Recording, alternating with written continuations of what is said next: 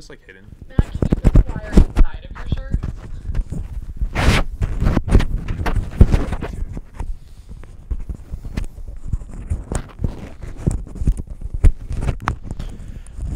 My V-neck is not doing well for this. And then Mike packs on the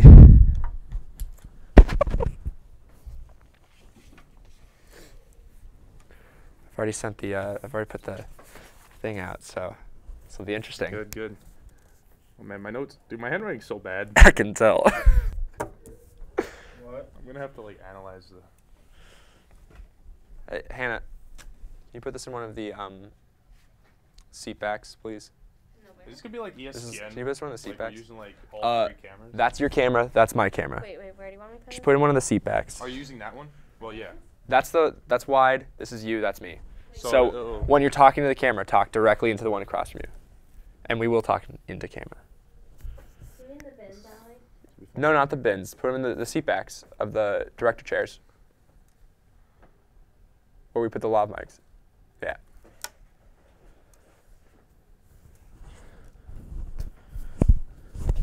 Okay. dude, this is so different. Yeah, I know. It's a lot scarier than the radio show. Remember, this is live, so if you mess it up. Yeah, don't fade yet, guys. I had no idea you're a junior, Matt. I am. What'd you think I was, a sophomore? Senior. Why does everyone think I'm a senior?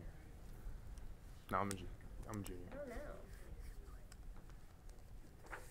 I thought you were a senior. Sorry, we didn't know we were live. It's okay. Are we live now? We're on that. Who's hooking us up to YouTube? I am. I have it already running through it. That's on YouTube right now. What we see on there is on YouTube. Make sure you're looking for me at some point. I can cover segues because it's. I'll share on mine. Allie, Share do on you my want Facebook. audio streaming right now? No.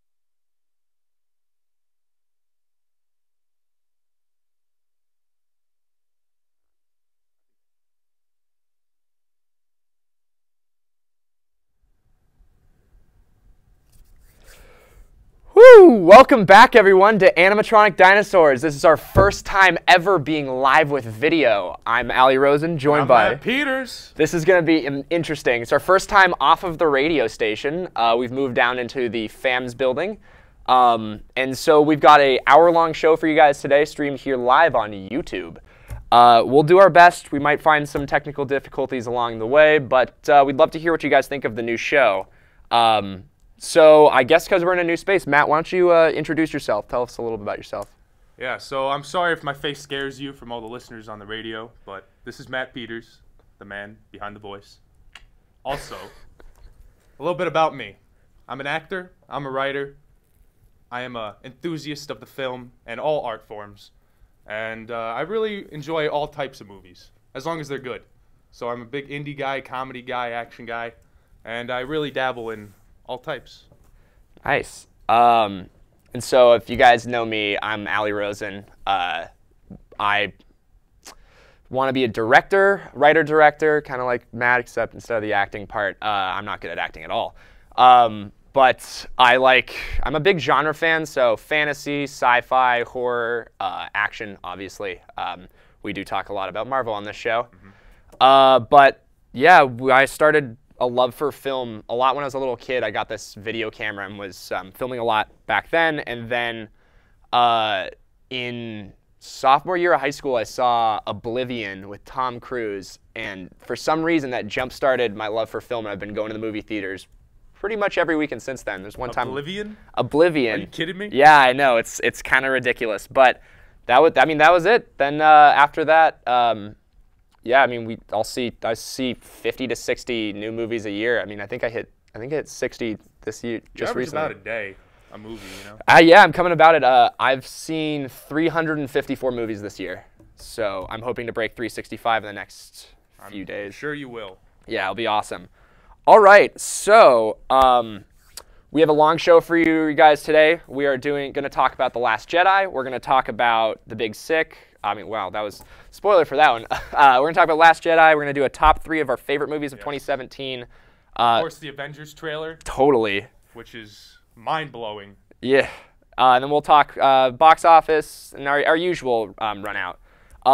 This will probably be the only show for the rest of this year. If you guys didn't know, we took a step back from the radio. We are going to do some reworks of the show, and you might find us down here next semester. So stay tuned. But yeah, enjoy the show for today. This will be up for good on YouTube after the stream's over. So if you didn't have a chance to tune in there, which I guess you wouldn't be anyways, it will be up on YouTube at the end of this run. So yeah, we're going to talk about The Last Jedi. I think we're at 15 days till it comes out. It is fastly approaching. Yeah, that's something else. This is going to probably, I heard, top 200 million for opening weekend. That wouldn't surprise me. Yeah, they're saying the mix of the success of the last one, as well as the love for Carrie Fisher and Princess Leia, is just going to make people flock opening weekend. And everyone's going to be talking about this, and I think there's no way they can disappoint. Well, yeah, it's going to open. I mean, Rian Johnson, they easily have a lot of faith in him because he is, they gave him his own trilogy now, that just came out. And a lot of, I mean, I remember when The Force Awakens came out, I think it was when did Disney buy Star Wars? It was either 2013 or 2011. But I remember when Disney bought Star Wars, and the first thing they announced was, we're doing another trilogy. And you didn't expect it, and then Force Awakens comes out. That was the first time I cried in a movie theater in a long time, and I remember just seeing that, and it was just the opening crawl. It wasn't anything else, just seeing that opening crawl, and that was it. Yeah, and then Star Wars is back, and every 10 minutes for the rest of the movie, because there were a lot of moments there. Well, we're not going to spoil Force Awakens for people who haven't seen it yet, but who's that? Yeah, I know. If you haven't seen Force Awakens, what are you doing? Yeah. Why are you watching our show? I feel like you have to be a movie lover to watch this anyways. Yes. Regardless, though, I'm really looking forward to see where they take Rey from here. She was easily one of the best parts about Force Awakens. A lot of people complain about how similar it was to A New Hope. I get that, but I think that it put it up against. I mean, sure, it's very similar to A New Hope, and maybe you like the prequels better for that reason. But the characters in Force Awakens are what made it so good. Yeah. And the thing with Star Wars is, let's be honest, it's half nostalgia, and they are definitely bringing elements from the original trilogy, but why wouldn't you want that? And I think there's going to be a lot of parallels, however, to Empire Strikes Back with this film. Yeah, I'm worried about that. I think I gave it leeway with The Force Awakens and like, hey, this is like their soft reboot. They're going to start something new. And they're just going to do that this one. But at least seeing the trailers, like, we're getting another round of walkers. Yeah, and think about it. Like, all the questions we want are Rey's lineage and what's going to happen to Luke, who's going to be another Yoda character. It's a lot of recycled material, but it's also different in its own way. And with the special effects that look insane. Well, yeah, and they do, I mean, what our show's name is based off. If you don't know already, our show, Animatronic Dinosaurs, was based off of the idea that in Jurassic Park, when CGI was just coming to its own, Steven Spielberg learned how to mix it well by using animatronics up close and CGI from afar, and that's why we call it Animatronic Dinosaurs. But that's what I felt made Force Awakens so real, is that the prequels had such a reliance on CGI. Heck, even the originals now feel like they're so reliant on CGI, yep. But you just stop. I mean, okay, there's that one scene with the weird roly-poly alien things, but other than that, it just felt like it was so real, yep. Which is something we haven't seen in Star Wars in 3 movies. Yep, and what this one's definitely going to expand on is Snoke, and that was the one that I was like questioning. It didn't look really real at all, but in the trailer, at least, in the little snippets, it's a lot better. I'm worried about seeing too much. They're starting to release a lot of TV spots, and I know with movies, once the TV spots start coming out, I stay away. We were watching football over Thanksgiving break, and the TV spot came on. I'm like, all right, I'm leaving. I don't want to see anything more about it.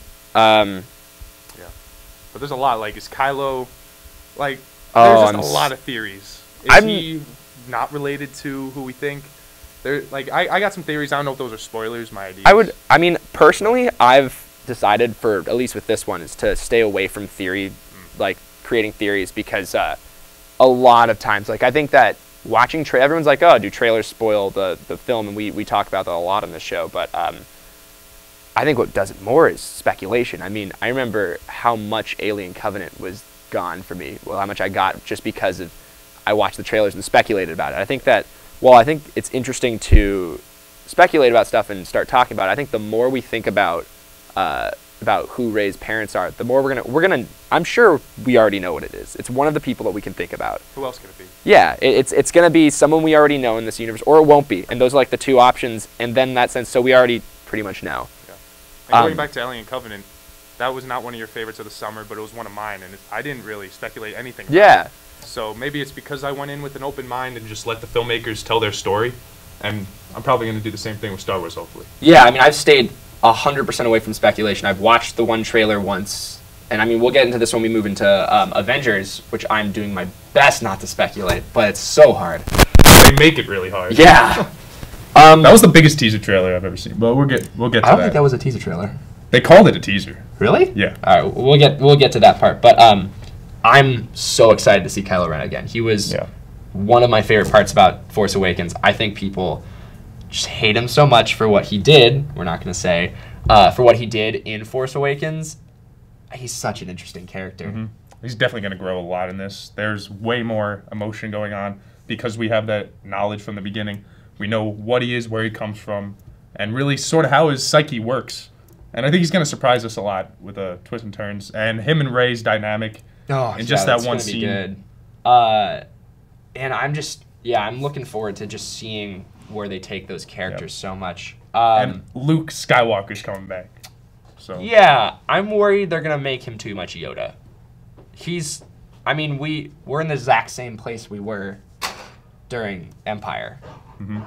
Exactly the same place. Pretty much. We have our Force-trained individual going to train with the Master Jedi that was lost for so long. Yeah. We have the renegade characters set off on their own in their own section. Finn's just gonna be Han Solo. Yeah. Well, we have 2 Han Solos. We do. We have Finn and we have. Oh wow, I'm thinking of Rogue One right now. We have Finn and we have Poe Dameron. Poe. Oscar Isaac, man, what a great actor. Kind of underused in Force Awakens. Yeah, definitely. But I mean, he opened the movie.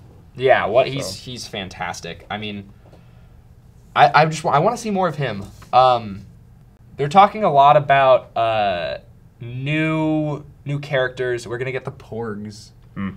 I hope the Porgs don't venture into Ewok territory. They're worrying me. I don't think so. I think they're selling enough toys as it is. Yeah, I want them to be only used a little bit. Yeah. I don't want them to be used too much. We have this like weird casino thing they're going to. Yeah. Which looks a lot like Cloud City. There's a lot of set pieces, and they're just using the same sort of ones, I think, from like Empire Strikes Back in the same order, only changing them. Like Luke's on now a mountain. Yeah, he's on a mountain instead of in a swamp. But yeah, I mean, in the end, it's still Star Wars. Yeah. And it's not like it's copying something else. It's We're copying Star Wars and Star Wars. we're still gonna love it. Like, it's not gonna, like, that's gonna be in our top 10 of the year. I think it's gonna be in most people's top 10 of the year. And it's gonna, I mean, they already sold out pretty much the first few days of tickets. I know, I see it on the Tuesday every time. Every time Star Wars comes out, I'll see it on the Tuesday with my parents. So we're going then. I'm gonna try to find a showtime before that. Yeah. I mean, in San Francisco, it's pretty much impossible to find showtimes because it's like, I mean, like here, we could easily get a ticket to any movie at any time because nothing sells out here. But It's pretty great. Yeah. And yeah, I think this will be in my top 10 of the year, but we're going to talk about our top 3 of the year this time. So, top 3, we don't have enough time today to probably go all the way through all of our stuff. So, we're going to just go through maybe the top 3 of the best movies of 2017 so far. I haven't seen 2 of the 3 movies on your top 3. Yeah, because I saw 2 of my 3 this past weekend. And All right. it's because it's Oscar season, my favorite time of the year. Yeah, that's interesting though because last Oscar season I saw, like, I knew what was coming in. I knew it was like, oh, okay, we got Moonlight coming, I got La La Land coming, and I got what was the other one? Manchester. Like, these are the ones I'm gonna go see right off the bat. These snuck up on me. Yeah, Personally. Well, I feel like this Oscar season is a lot like that. I mean, what was the some big awards show released their #1 pick of the year in their top 10, and their #1 pick. Was it Call Me By Your Name, maybe? No, that was in the top 10, but I think their it was The Post. Oh, yeah, The Post. That comes out January. Tom Hanks, Meryl Streep. Yeah, that's like that's a powerhouse Oscar movie. Yeah. All right, but let's get into our top 3 here. So we're gonna start. I'm gonna start with my first number. My number 3 is The Big Sick. Great movie. The Big Sick is directed Michael Showalter, and it was written by Kumail Nanjiani. It's about him and his wife, how they met. It's a fantastic rom-com. It's like a rom-com in a modern take. It has it's really weirdly paced in a sense that it's so different from a normal rom-com, but it combines romance and funny. It's just so heartwarming, and Kumail Nanjiani does an incredible job. If this isn't nominated for Best Screenplay, I mean, what are you doing, Academy?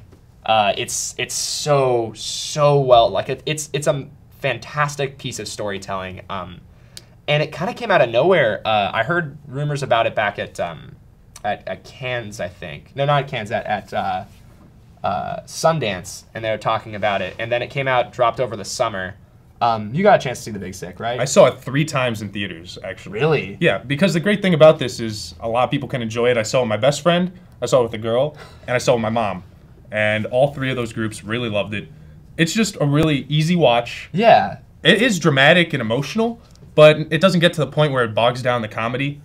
And a lot of it is Kumail doing stand-up. Yeah. So you get a lot of good jokes in between the segments of drama. But I feel that Kumail originally, at least in all the stuff he did beforehand, he kind of rubbed me the wrong way. He had like a very specific type of like humor where he's just like, oh, I'm that guy who doesn't know what's going on. I'm like doing in my entire own world here. And then this felt so real by him. It's kind of like putting him, I mean, he's playing himself, but it kind of put him into this new actor category. Like, this guy's really good. Yeah.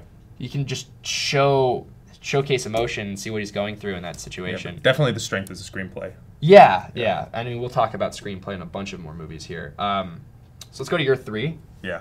My number 3, speaking of screenplays, is 3 Billboards Outside Ebbing, Missouri, which is the Martin McDonagh film, which was just released. He directed and wrote it. And let me tell you, if you go into films thinking you can predict what happens, This one will put you on a roller coaster. I had no idea what was going to happen. And that is really a testament to the script by McDonough. The direction was incredible. Like, I was looking for Oscar predictions, and this is not in the cinematography categories for a lot of them, but I think it really should be. And the performances by Frances McDormand, probably her best since Fargo. And then one I saw coming out of nowhere was Sam Rockwell. He gets a lot of praise in a lot of smaller films, but I really just know him from Iron Man 2, and he was not good in that. But here, he gives some of the best moments. Like, the scenes I remember in my head are because of him. And his character goes on such a roller coaster of emotions, and things happen to him which come out of left field.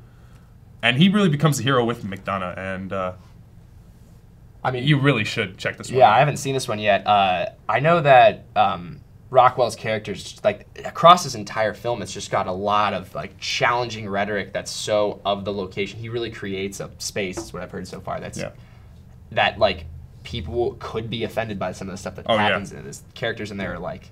I got there late and I was in the second row, sadly, I have a big theater, but I still enjoyed the hell out of it. And there was a old couple in back of me, and every 10 minutes they kept saying, "This is disturbing." Like, it's hard to watch. And it got to the point where it was annoying, but I also could see where they were coming from.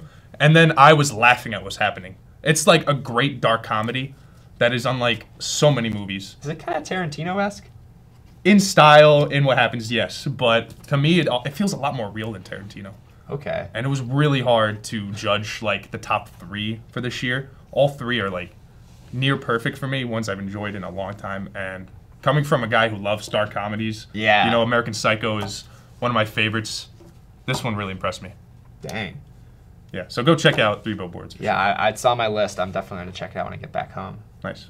Moving into number 2, my number 2 is Blade Runner 2049. This was one I wasn't expecting at the start of the year. I wouldn't say I'm a really big Blade Runner fan. I've seen the original twice now. I like it. I respect it for what it did for storytelling. I mean, it led to The Matrix, Ghost in the Shell, all of these like dark sci-fi at the time. And I literally watched the first Blade Runner, and it's the final cut, which is the one that most people say is the definitive Ridley Scott cut for it. And I saw this right before I saw the actual Blade Runner 2049, and man, Blade Runner 2049 is actually better. It's a masterpiece of storytelling. So much that goes into this is just... It's 2.5 hours long, and it's a drama. It's a science fiction mystery drama. Same thing with Star Wars. The CGI is next level because there's just they take so many smart calls with it in terms of set pieces, in terms of what they use CGI for, what they don't, and you just can't tell. It looks like they've really come into this world, and I'm not one to like long length dramas. It's hard to get through them because they're slow paced. I wanted another 2.5 hours in this film. I wanted to keep going. I wanted to see more of it. And it's such a tragedy it didn't make enough money. They definitely want to make another one. That just didn't happen. Yeah, and I could see them doing it. There's a place they could go with it. This needs to win cinematography. Oh, no doubt.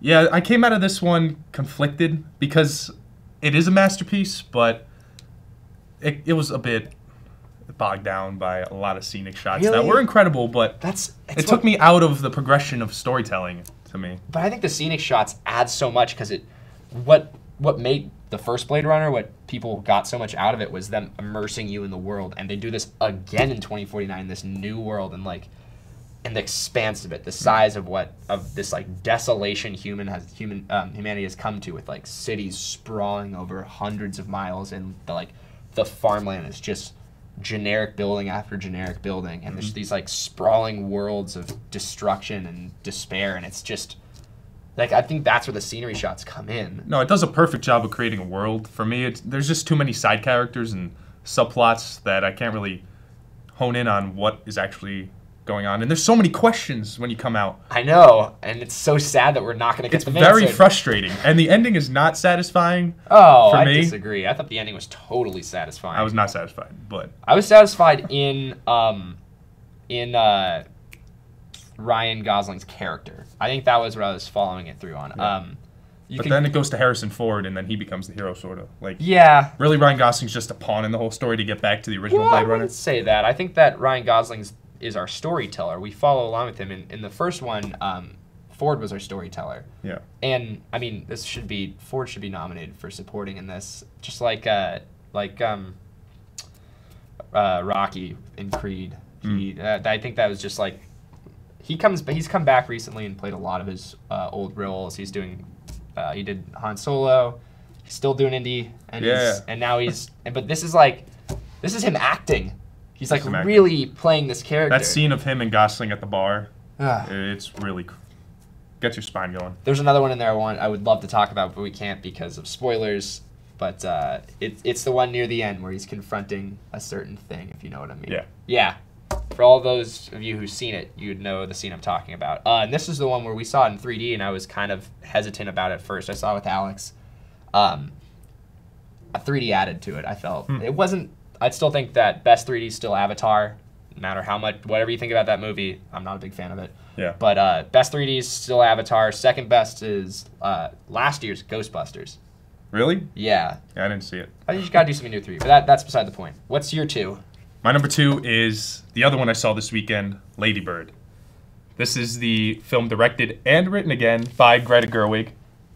This is a personal story about her and her life growing up in Sacramento. We're showing you a lot of stuff, so yeah. sorry about that, guys. Enjoy the. So this movie stars Saoirse Ronan, and she really becomes Greta Gerwig as a high schooler, because that's really what it is. I read a lot of articles about this, and Gerwig grew up in Sacramento. This is a story about Sacramento and growing up in like an impoverished area, really having to deal with trying to fit in with people who come from different backgrounds, and it's incredibly personal. For me, the way I explain this is it's Boyhood with more going on, and it just feels incredibly intimate. I love Boyhood. I'm a big realism fan, but this movie really takes that to another level. They establish the main plot, like she is a senior in college trying to get away from home. In college? I thought it was in high school. In high school, yeah. Trying to get away from home for college, sorry. And so they open that with the first scene. Throughout, that is keep happening, but there's romances, family relationship problems. It really goes deep into layers, and it's relatable to anyone, I think. Like, I was not a high school girl, but I love this movie. Yeah. It makes me want to visit Sacramento because it really makes the place look poetic for all its flaws. And performances, script, and really this is an auteur story. So yeah, it checks off all of the boxes on there. I've been to Sacramento. It's nice. Is it? Saoirse Ronan? Yeah. Yeah, I had to look up how to pronounce this. She is phenomenal. She was in Brooklyn. Yeah. The only one incredible. that year I didn't see. Oh, that's not true. I didn't see Bridge of Spies, but that's a different reason. But love her as an actress. Yeah. No, she's amazing. Fantastic. And she's totally believable as a high school student. She's not that. She's like 24 years old, so yeah. And I mean, a little out of it, but this is like her. She's like, I think this is her second. She's young, and this is her second time probably up for best actress. Yeah, she's gonna be nominated. It's really tough this year because I can see both her and Frances McDormand winning the Oscar, but it's a great 2-horse race. Probably Meryl Streep's gonna be in there too. Oh, I'm sure that the post is. I mean, yeah, but the supporting roles, your boy from Manchester by the Sea, Lucas Hedges, who's also in 3 Billboards as an ad. Yeah, so he's in now I both have to of see these. both of them. He's great. Lucas Hedges. And then a man named Timothée Chalamet. He's also he's in Call Me by Your Name. Oh, the young Armie kid. Hammer. Yeah. Yes. Okay. And he's going to be nominated for Best Actor for Call Me by Your Name. Will he do supporting as well? No, he's not going to get that for this, I don't think. Can you be nominated for both? Yeah, you can. You can be nominated for 2 lead actors if need be. Would you be nominated for 2 lead actors, or be nominated with 2 films under your belt? Yeah, for 2 films you can. Okay, so like 2 separate ones. Like they could have nominated Gosling for both whatchamacallit last year, for both Nice Guys and yeah, they could have. But yeah, he is definitely a star to watch as well. There's a lot of young talent in this. Good. I mean, that's what we need. I mean, a lot of the Oscars is dominated by older talent now, and I think that's. No, this is definitely a new wave. He plays a totally different character than he does in Call Me by Your Name, is what I hear. So he's definitely dynamic. What would you say about just this movie's applicability to normal audiences? Because we're film fans. Yeah. I think anyone can enjoy this for sure. I saw my mom, and she usually hates slow movies, and this one's not slow. There's a lot of little drama going on for sure. A lot of comedy too. This one's funny because she's a high schooler with an attitude. I mean, her real name's not Lady Bird, but she goes by Lady Bird, so she has a character to her. Yeah. And it's great. It's great to watch. So this is another one I recommend from this. Well, I'll definitely this see this. weekend. I mean, it's the everyone's talking about the 100% on Rotten Tomatoes. It's Yeah. the highest reviewed Rotten Tomatoes movie ever because Rotten Tomatoes does it by like. That's the thing. Anyone can enjoy this, honestly, because Good. it's really authentic, and that's the best word for And it. I think authenticity reaches out to audiences so much more than Yeah. anything else, or maybe large action set pieces. Yeah. It just seems like it. I see a lot of like Breakfast Club in this. Oh, honestly. okay. Yeah. I mean, I'll definitely check it out. We're moving into the number ones now. My number one movie of the year and one of my top 50 of all time now is the Stephen King edition of It. Over the summer, I read the book for this. Moving up into this, I saw so much going into it. It did everything I wanted in terms of the movie. There's maybe like one or two parts that kind of were off for me, but everything else was so successful in the way it achieved stuff that I couldn't stop watching it. I saw it twice in theaters. I'll be getting it the moment it comes out. It's the first movie I've given a 20 since Mad Max Fury Road in our review system, and I think it's genre bending. It's what I strive for to do in directing horror movies. Is something like this. All the kids are fantastic.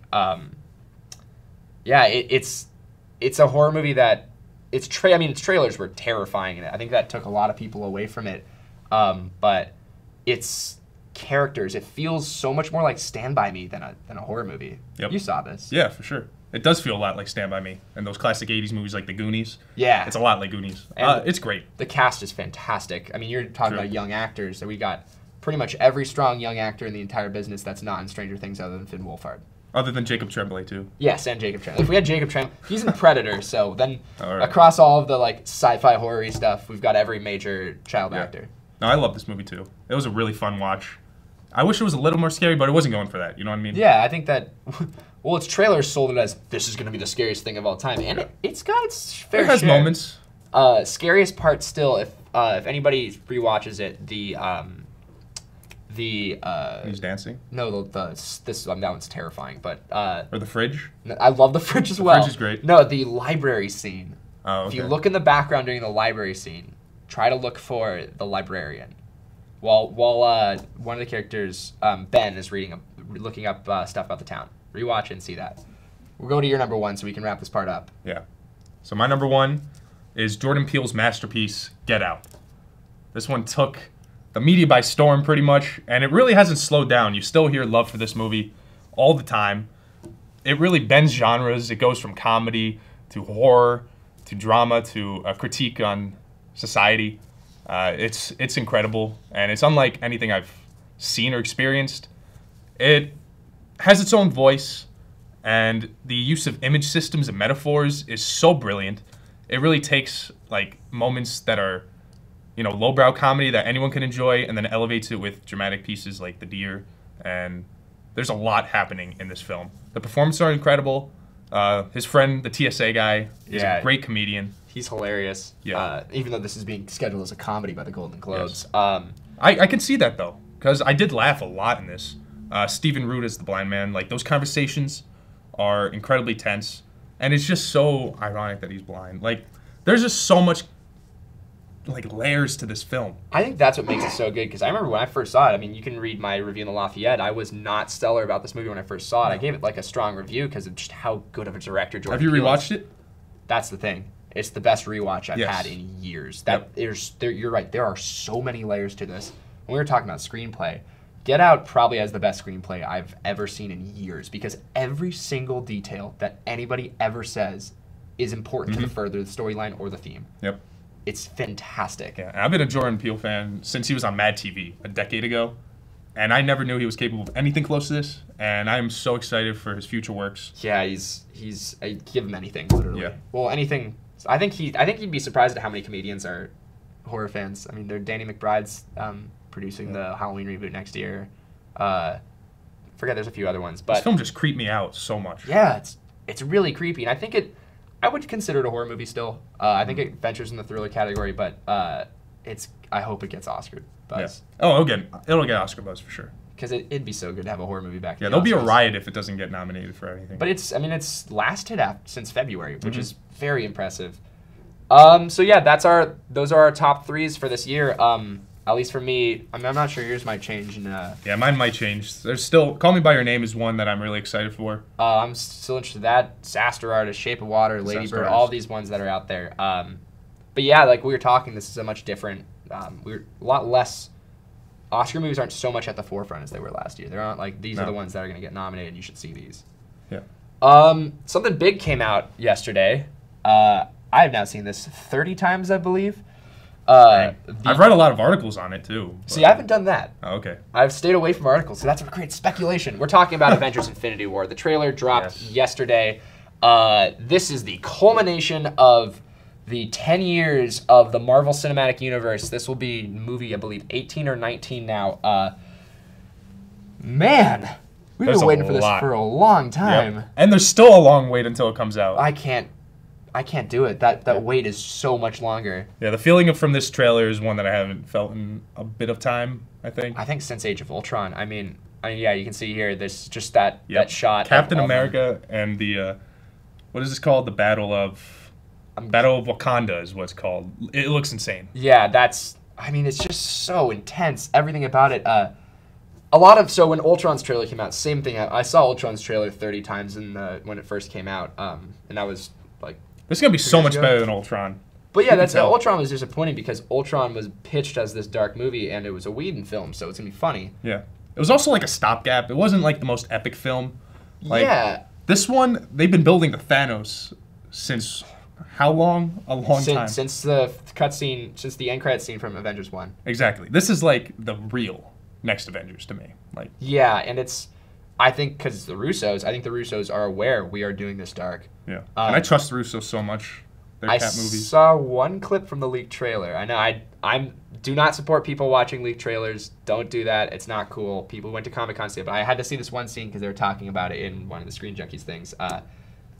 There's a scene. So you see in this trailer, you see Spider-Man get thrown to the ground by Thanos, and there's just a scene where he's on the ground with his mask off, and he's in tears with Tony Stark over, and she says, "I'm sorry." I'm like, that's so crazy. Yep.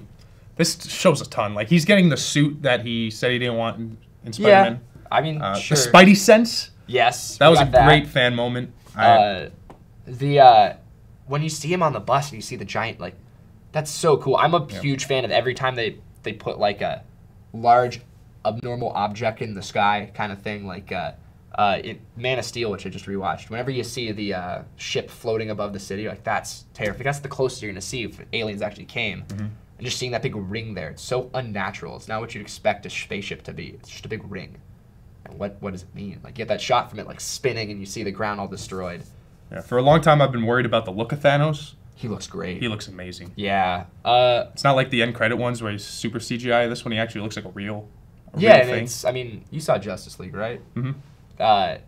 We saw it together. We did see it together. You're right. Justice League had a terrible problem with its CGI villain. Yeah.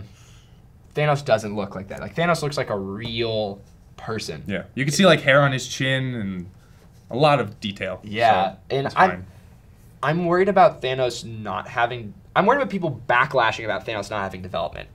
I think that he doesn't really need it in a sense. No. Because think about it.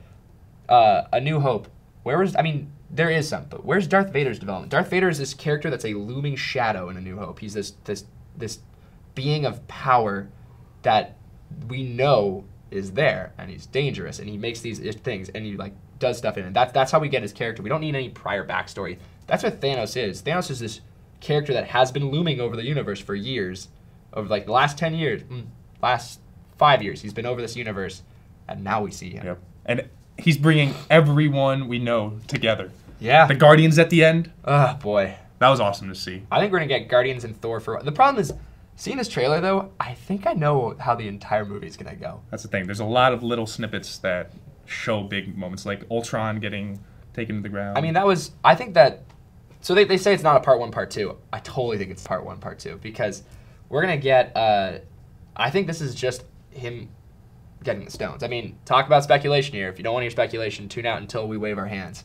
But I honestly think the breakdown of this movie will go, Thanos comes and he gets all the Infinity Stones, and at the last moment is when he gets the last Infinity Stone. That's, I think, the entire... They're going to pull like a Harry Potter part 1. Yeah, I think that's it. But like, I also don't mind that because there's going to be some fantastic action set pieces in this. Yeah.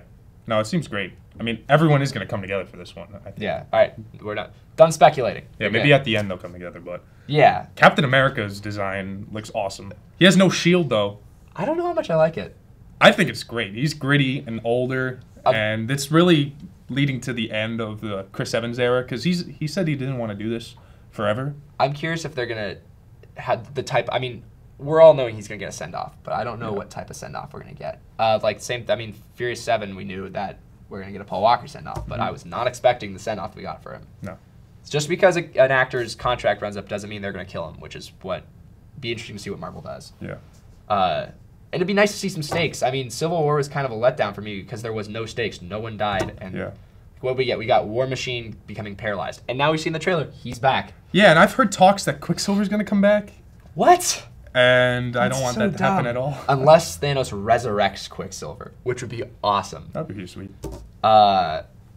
And Loki turns, of course, because we see him giving the Infinite Stone. I don't think Loki turns. I think Loki does... He's definitely turning. No, I think Loki does what Loki always does. Oh. He does whatever's in his best interest, and he's a weasel, and so he will, like, get out of situations because... So, like, he's like, what do I have to do to survive? Give Thanos this. It's like Thanos probably says, give me the cube or I'll kill you. I think he wants to give it to him, too. I think Loki's grown a lot as a character. I don't think so. All right. Well, we're going to wrap the show in a bit. We have some last things to talk about. Of course, this past weekend was Thanksgiving weekend. We don't have the numbers for Thanksgiving weekend. We just have them the physical weekend itself. I have the weekend, and then I have totals for where they are. So let's put up that graphic about the weekend box office we see here. So Coco is in number 1 with 50.8 mil. That brings its total for the 5 days to 72.9 million, which is a great hit. Yeah, that's awesome. Yep. It's about on par with Tangled in its run at this time, which was also a big hit. Justice League with 41. Its total is now at 171.9 million for its whole run. Which, comparing to Wonder Woman at the same time, 12 days in, Wonder Woman had 221 million. That's not good. So that's a big gap. But Justice League is performing better than people expected from the drop in week 1. Third is Wonder, which has been a huge hit. That's so surprising. With 22.6. I guess it's a good, feel-good family movie. But now it's going up against Coco, so yeah, we'll see. Wonder has made 70 million up to this point. And then Thor in 4th place with 16.8. That's total is 277.6, which is by far the highest Thor movie by, I think, 100 mil about. Yeah, I think didn't it outgross all the other Thor movies in 10 days? Yep. And then number 5, Daddy's Home 2. 13.2 mil. How's that still in the running? That's only at 72.6 million. It's not great. But another one that was big, Call Me By Your Name, was only released in 4 theaters and made 400,000. Jeez, so that's like how did 100,000 per theater. It's gonna get expanded soon. It's gonna do so well. I mean, they'll have a good little run for sure. That buzz alone. I mean, I don't remember what Moonlight's numbers were, but I think they were in that similar vein. Yeah. That or La La Land. One of those two were they do that thing where you release it in a small This is this thing that indies do a lot, is they release in the theaters in like 2 theaters in New York, 2 theaters in LA, and then they see how they do there. If the buzz catches on, which looks like it's doing for Call Me By Your Name, then it will expand wider, and we'll see it in a ton of other theaters. A lot of talk this week about Coco versus Justice League. Justice League's not... I saw Coco too, actually. Coco was really good. Like, It had that Pixar magic to it, where it took me on another emotional ladder than any other animation I've seen in a long time. It created a world for sure. The music was great. Characters were awesome. That's another one I'd recommend for sure to see. I mean, I plan on seeing it, but Pixar owns that weekend. I think Disney Pixar in total has the top 6. It's, I think Frozen was number 1. No, Frozen wasn't, because Frozen didn't have a good opening. But Moana's in there, Tangled's in there, Toy Story 2, Coco, and I forget there's one other I'm forgetting about, but they own that weekend, and it's nuts. Yeah, it's a great movie. And then Justice League, it's so sad. Say what you want about it, like, I liked the movie, but it's not It doing well. it was okay. It's not. It deserves better numbers though. Now they're like changing the marketing, putting Superman in all the posters and ads, yeah, thinking that'll make people go. I think that's a little too. It's a little too late. Too little, too late. I think Aquaman still has a chance to reinvigorate the series. I don't think this is. We're calling it out completely. I just think a lot relies on the reviews because like Wonder Woman had great buzz about it, and it made a ton of money.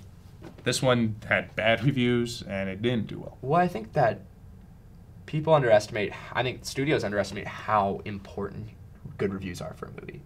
It's so critical now that you have a good Rotten Tomatoes score. Get Out blew away expectations. And then occasionally you get ones that are outliers, like Fate of the Furious movie. That was an outlier. Yeah. I mean, that was those have established brands for sure. That's mostly overseas. Beauty and the Beast. Transformers. I mean, Transformers though. We're seeing that shift now. Transformers did not make how much it wanted to. It only made 600. Only. But Dunkirk had phenomenal reviews and it got $500 million. Mm-hmm. We're just seeing the shift where reviews mean so much. I think one of the reasons Wonder did so well at the box office was because that's mid 90s. Yeah. And the cinema score too. That's a thing that's so important. I mean, cinema score is very interesting. I mean, if you're somebody who does not like reviews or does not trust critics in a sense, there's a lot of people out there who are like, oh, critics don't understand my taste in movies. The cinema score is where it's at because cinema score is the only reviewing source that actually tracks what people's score is coming out of the theater. So it tracks what fans think of the movie. Justice League. I think had a B plus or something. These aren't that good. Wonder had an A plus though. Like yeah, like you want like A minus is like an average to good movie. Yeah. B plus is like when we get into the divisive part. I mean, 50 Shades Darker had a B plus cinema score. Like this is, but that's another movie that was made for the fans. So I think that's kind of a weird outlier. Yeah. But I think cinema scores, if you want to, because Rotten Tomatoes is in a sense a flawed system. It has significant problems with the way people read it. Mm-hmm. It's just a thumbs up, thumbs down system. So like Lady Bird, 100% on Rotten Tomatoes. That just means everyone gave it a thumbs up. Yeah, it could be. I mean, in the sense, it's a good movie. It could just be above average. But if everyone says it's above average, 100%. Yeah, it's an 100% on Rotten Tomatoes. A movie this year that did it that I was so in disagreement of was Annabelle Creation. Everyone was going crazy about how Annabelle Creation had a 100% on Rotten Tomatoes for the majority of its run up until theaters. Mm-hmm. That was one of the worst movies of the year. The Accountant has like a 30. Yeah. I think The Accountant is a great movie. It's not for everyone in its messages and tone. So that's one that you gotta see it for yourself. But I'm guessing if you check the cinema score for that, it'd be completely different. Yeah. Because you can't get this rating of how, and a lot of people move to Metacritic because Metacritic actually judges the rating of the film. So now we're going to move into what we're going to see next week. Next week's interesting. We're going to get a lot of wide. We're going to get a lot of small things that go wide. Two of them right here. These are the two picks we got are The Disaster Artist and The Shape of Water. Shape of Water's the new creature feature from Guillermo del Toro. He's done a lot lately since his last Oscar nom was Pan's Labyrinth. That was like 2004. Yeah, and so here we are. This is his last. I think that was the last time he got an Oscar nom. This one's getting buzz for this that. one get a lot of design ones as well. It really creates a world. It looks great. This had a Red Band trailer. I did not see the Red Band trailer. I saw it. It didn't really feel any different from the normal trailer. Yeah, the trailer shows a little bit too much for me. I only saw it once, and I don't remember any of it, so I'm going to go into the rest of this blind. But if you liked the very Guillermo del Toro stuff, so like Hellboy, Pan's Labyrinth, Kronos, trying to think some of his more like the most Guillermo del Toro possible. Not Pacific Rim. Yeah, I mean Pacific Rim is like it's very stylized, and that's like his thing is stylized stuff, but it doesn't feel like his very creature-y stuff. A lot of people like what was the Crimson Peak. I thought while it does have a lot of Guillermo del Toro tone in it, I wasn't the biggest fan of it. I thought that it still doesn't have that level of Guillermo del Toro special effects and makeup and design is so good on this. Yeah, it looks like a love story meets science fiction creature thing. Finally it's marketed that way. Yeah. And then The Disaster Artist. I've been really excited for this one. You're a big fan of The Room. I am. It's one of my favorites. It's so bad it's amazing. That's how bad it is. I don't even think it's... I mean, I hear it's bad. I've never seen it, but everything I hear about it's just so weird. Yeah, it's very weird. The dialogue comes out of nowhere. The line readings, just it makes no sense, and it seems like it was deliberate. But then when you see an interview with Tommy Wiseau, it makes perfect sense. Yeah. James Franco is another crazy performer of his time. He's so out of the box with readings and everything, and he's directing this as well. Yeah, So- that's intense. Yeah, James Franco meets Tommy Wiseau. It'll be an experience for sure. I'm getting a lot of word that it's just really out there in message, like it's the anti-La La Land. So people Ooh. are saying, because it's about following your dreams in Los Angeles, And failing. but the other way. Not failing, just them being different than you Yeah. expected. Still need to see The Room. See The Room. I'll see that, but the teaser trailer for this was hysterical. Yeah. Just that, like, even if you haven't seen The Room, you've probably seen the "Oh hi Mark" scene, Yeah. like, because it's all over YouTube. But that scene in particular, they just show like a comedic version of it being. Just watch the teaser trailer, even if you haven't seen The Room itself, just because that teaser trailer is hysterical. Yeah. Tommy Wiseau must be rolling in dough right now. No kidding. I mean, because of yeah, joke's on us. this. Yep, seriously. But yeah, those are our 2 picks for this week. Thank you guys so much for watching. We are going to be back next year. This is going to be kind of a fun test run. We might be doing a video podcast next year. We might be doing live broadcasts. We might be back at the radio. We won't be doing our normal time on Sundays. That's the big change we're going through. We have a bigger team. Josh will be back next year. That's super fun. Been missing some Josh. Yeah. There's definitely a little place from Alex is going abroad, so we won't have Alex next semester. But coming next fall, all 4 of us will be here. And yeah, we thank you guys so much for staying with us. This has been kind of a challenging semester for us, but we cannot wait to see you guys again next year. So this has been Animatronic Dinosaurs. Yep. Ali Rosen. Matt Peters. Thank you guys so much for watching.